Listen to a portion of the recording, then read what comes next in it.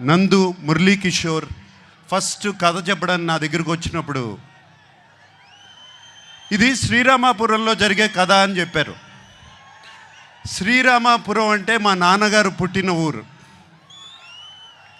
ఏమండి అది కృష్ణా జిల్లా కాదు, చిత్తూరులో అని చెప్పారు.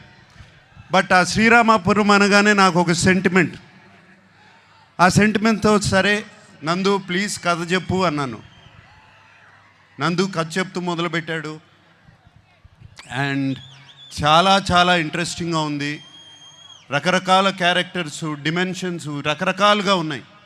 అండ్ దాంట్లో ఉన్న ట్విస్ట్లు మీరు ఎంత అనుకున్నా కూడా ఊహించలేరు. సెకండ్ హాఫ్లో వచ్చే ట్విస్ట్లు. లెనిన్